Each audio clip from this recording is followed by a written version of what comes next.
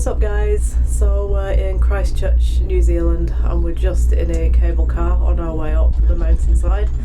So I'll just hand you over to Andy and then he can say good morning to you. Good morning, kia ora.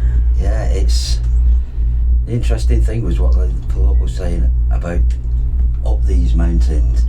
He said, and this is from somebody who was just driving the bus along, oh yeah, we get a lot of UFO sightings around here. He said if you just Google it, you'll find that this is a big spot for UFO sightings. So we're going to keep an eye out for what's, whether we can spot anything. Yeah, watch the skies. Yeah. So, but yeah, that was interesting. That fascinating guy. Yeah, he actually said, I think it was the New Zealand Air Force were flying over this mountain and along the east coast of the South Island from Christchurch, and they saw some lights, about 7 lights, coming the opposite way, and they didn't pick them up on radar. No. And when they landed back at base, they reported it. A week later, the same air crew were out in Melbourne, Australia, and when they were talking to the Air Force from Melbourne, they reported that they'd seen exactly the same triangle of lights coming down the east coast of Australia. And did he tell you what year? It's not too long back, was it? I'm sure he said something. It was around about 94. Was it 94? Okay.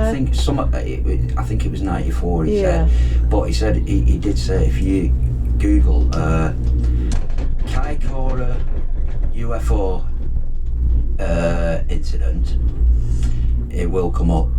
Yeah. Kaikoura UFO incident. Yeah. So it's. So we've inquired about cryptoids, Bigfoots, and apparently there hasn't been any of that here yet in New Zealand.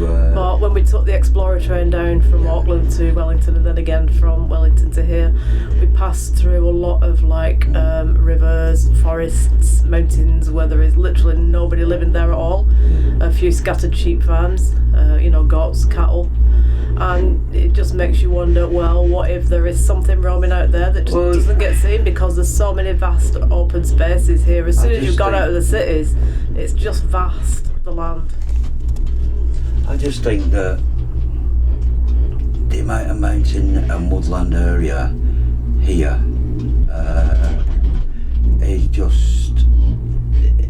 just hard to believe that there isn't something around here, and it's just probably because when you come out of the cities and you get to these areas where it's just hills, forests, woodland and everything, there is nobody there. You might get the odd farm or something on that area, but other than that you don't see anybody, do you? No, you don't. So it's probably the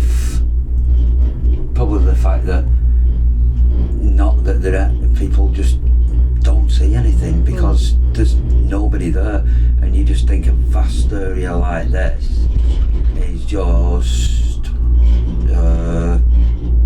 you find it hard to believe that there's nothing here. But because there's a lot of caves in the mountainside, like there's one right behind you just now, and it's like the hills, the mountains have got these caves. And you just wonder, don't you? We've come to a stop. It's like that film, Hanging by a Thread. Cliffhanger. Yeah. I'm going further back now. I do actually. I'm going back to this black and well, it would be black and white. It's the 1970s. Hanging by a Thread. I'm thinking it's about all the people trapped in a cable car and they're literally hanging by a thread until someone comes to get them. I remember that guy from Samaritans who rang up to say he was trapped in a cable car in the Alps. This would be a really good place to have a Samaritan's phone, actually, wouldn't it? In the cable car. Oh yeah, but do you know what he wasn't worried about actually being stuck. He was actually he wanted to know the football results. Yeah, he did. That was so weird. I remember that. Yeah. No, I think they probably do this just so you can get. Let's just film the view where we are whilst we're up here. So that's Christchurch in the background, guys. That's probably. That's the whole bay over there. Christchurch City is just behind us there. Yeah, I can see the Yeah, they. I think we talked about yesterday the earthquake they had in 2010, and then the second one in 2011. So I think 1,200 buildings were razed to the ground. Some they had to pull down, and since then they've built all new glass buildings, earthquake-proof buildings, and the other buildings have only been half built in height now, so they don't have to go through the same traumatic damage as last time. A lot of the people that live and work here and tour guides and stuff talk to us about their own personal experiences and remember, clearly that day. Yeah. Etched in the memories forever. And it's like they've seen the old Christchurch and now they're seeing a new glass Christchurch, which cities all over the world are going like that now. It's like in London's the same, and you go down to London now, the original skyline that Christopher Wren built is now being mixed in with all these big glass, the Gherkin and the other buildings. Yeah, you find that there'll be a whole generation of just people show you the mountains. who just... And the other cable cars coming past, you can see that now. So the whole of these two islands are literally mountains, turquoise seas, white sandy beaches, stunning scenery, and wild animals everywhere.